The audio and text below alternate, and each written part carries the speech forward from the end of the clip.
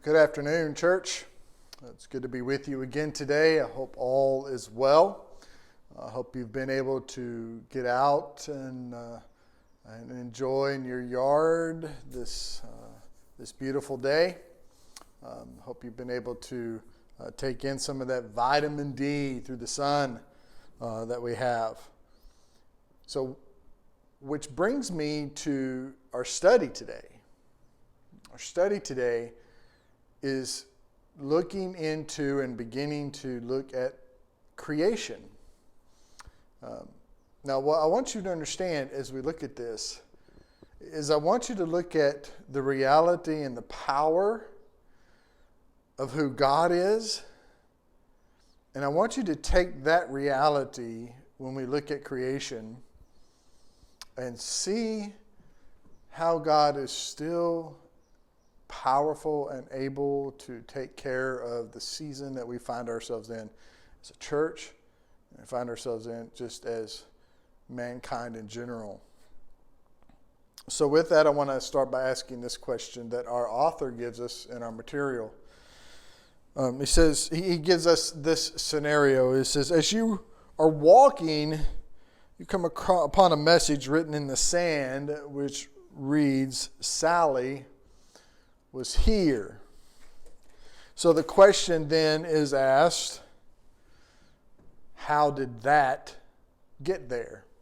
Now you remember the whole time frame back in the day when it was a cool thing to do to write, your name was here, or so-and-so was here. And when you look at that picture of reading Sally was here, written in sand, you may ask yourself, well, how did that get here? Well, the obvious answer is that Sally wrote it. Now, you may look at it and say, well, it could have come to this, or it could have come by that way, or this person. The obvious answer is that Sally wrote it. I want to begin with this statement.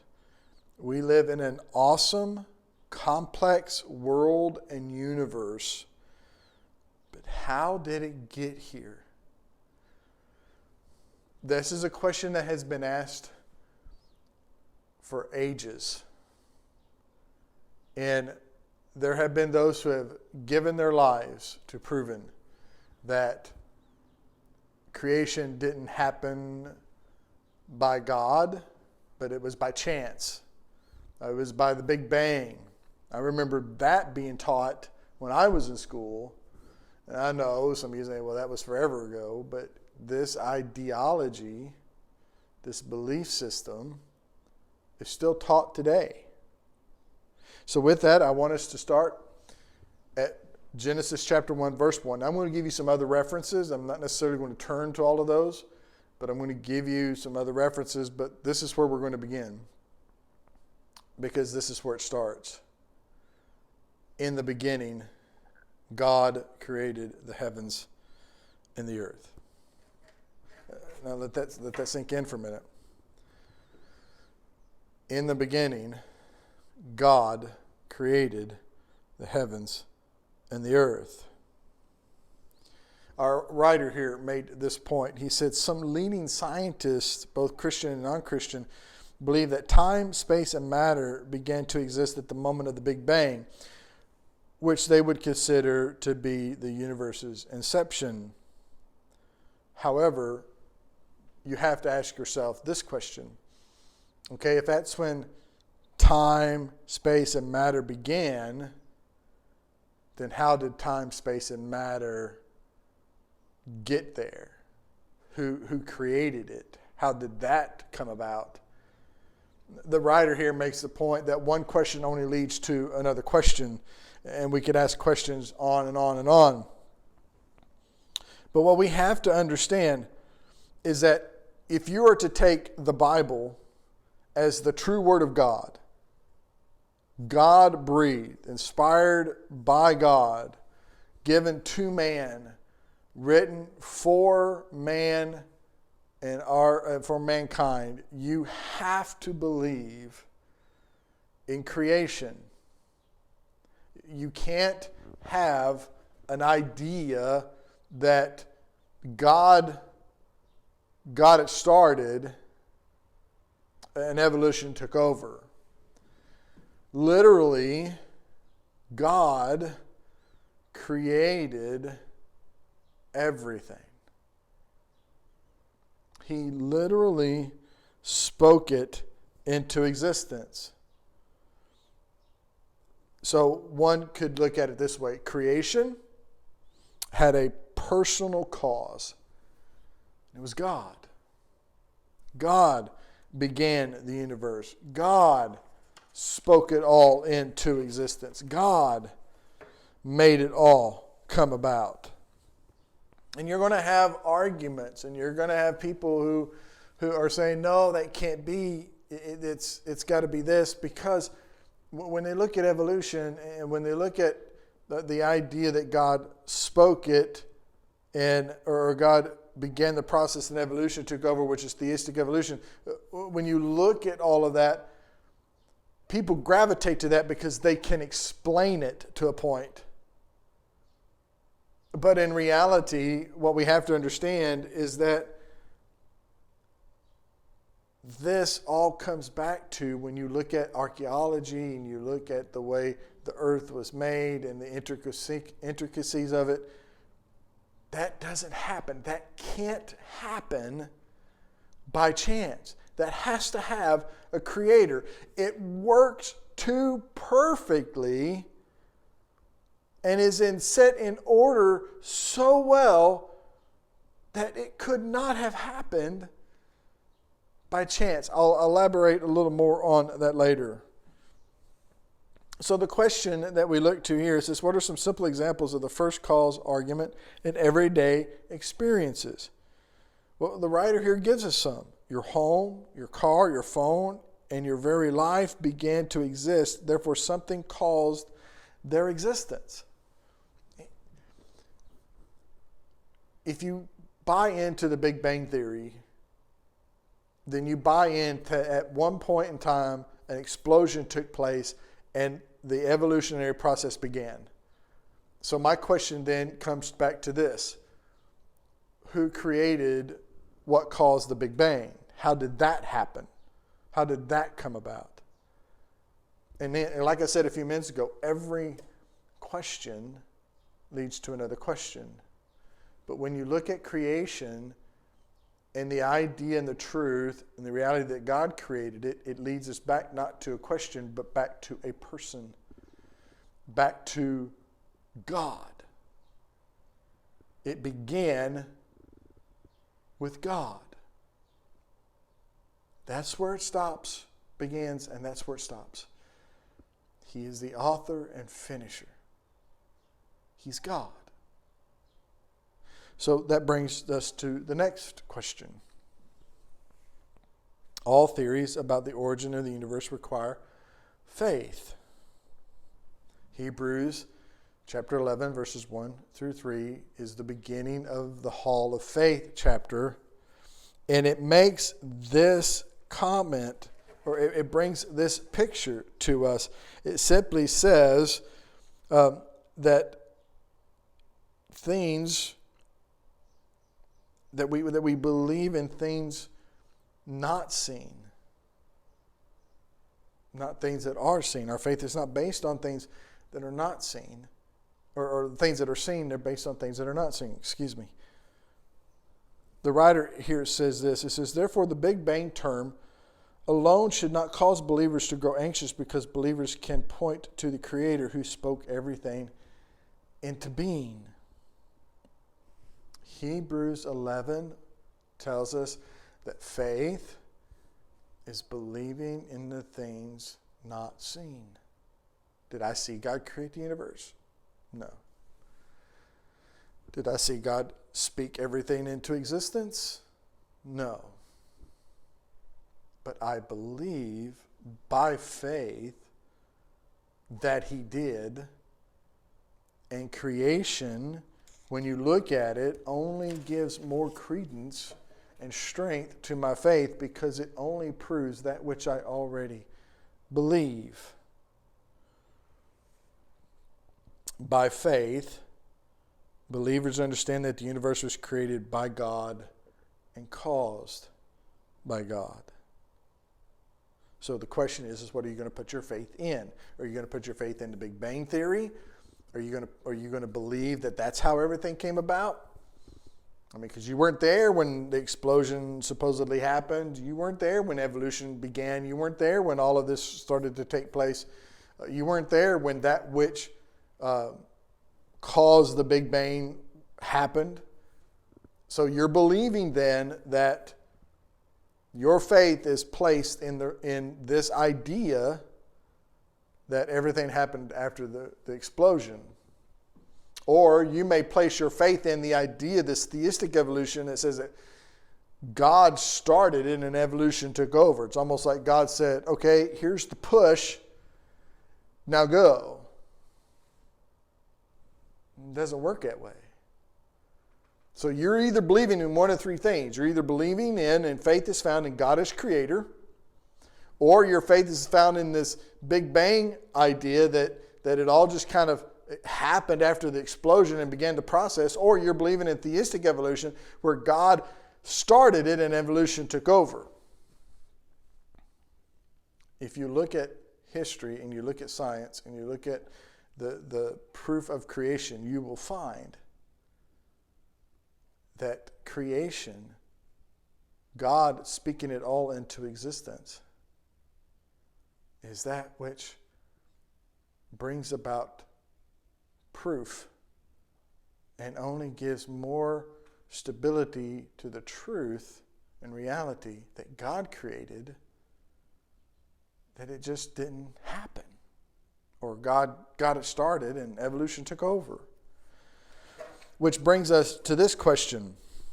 What are some reasons why believers can be confident in the Genesis account of creation? Well, I like what our author said here. It says it best matches what we see around us.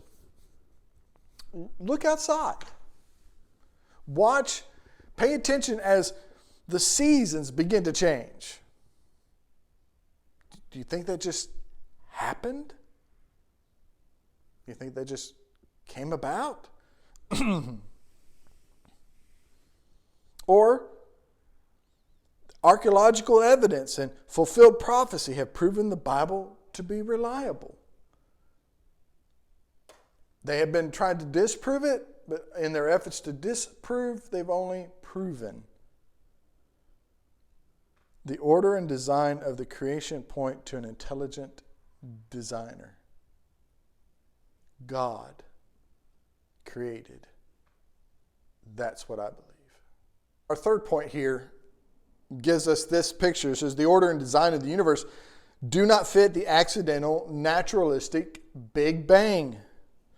A writer here says acknowledging the order and design in the universe is critical when making a decision on what belief system is most probable. Romans 1:18 through 20 talks about that God reveals himself enough in creation that gives man without excuse.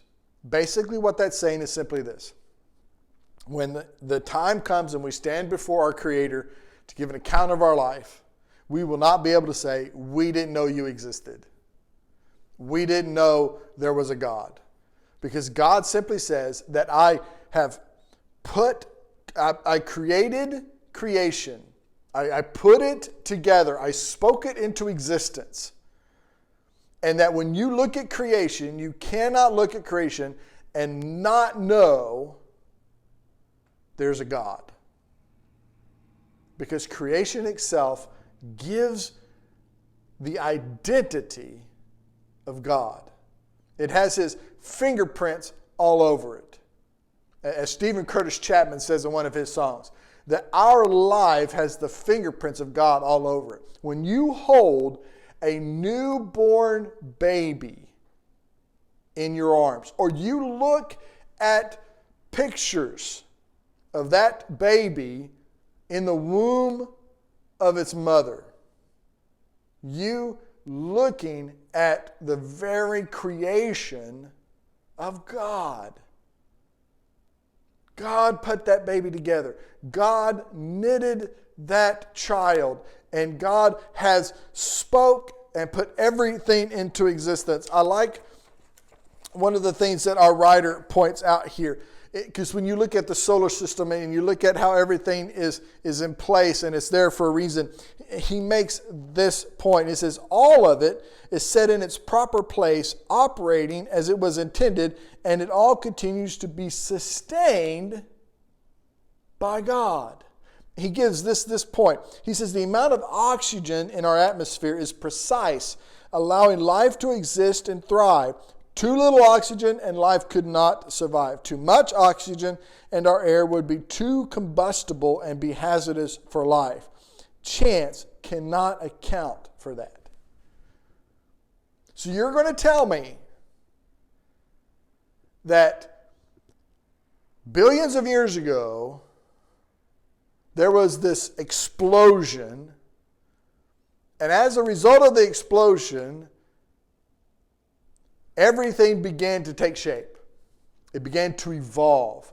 And so the universe and all that is there, all that we see now and how everything is intricately put together, was all by chance.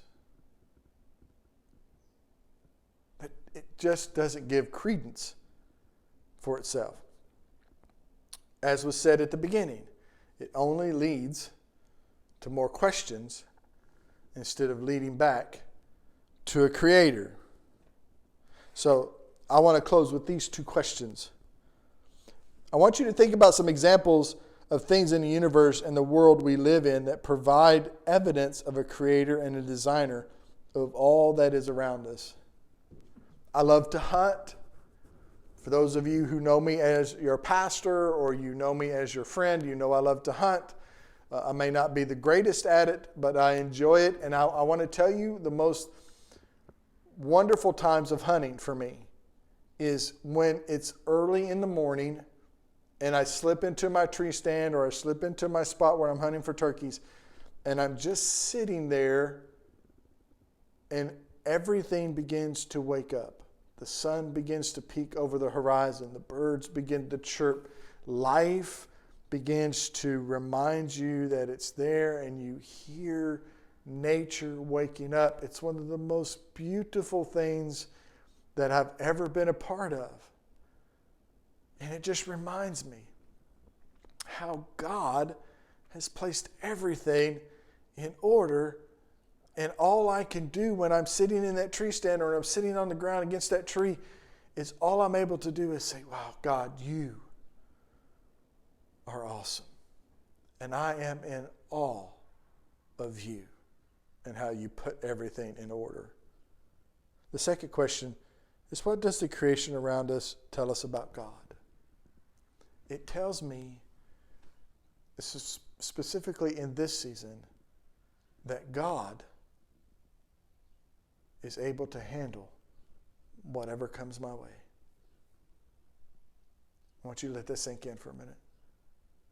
God is able to handle whatever comes my way. Church, we're in a season right now where we wish it was over. We wish it was gone and done, but it's not. But the thing I want you to know is this, is that God was here before it started.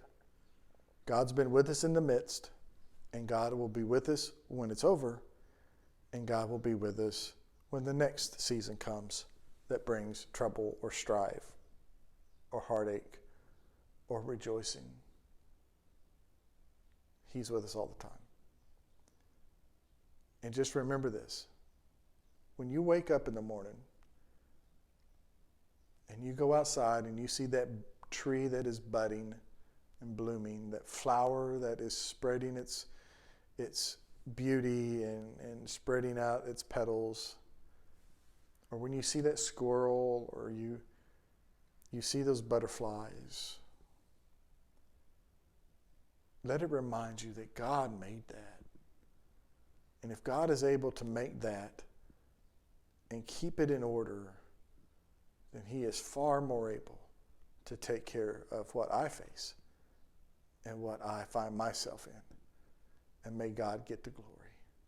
I love you, church. God bless. Have a good day. We'll be together soon.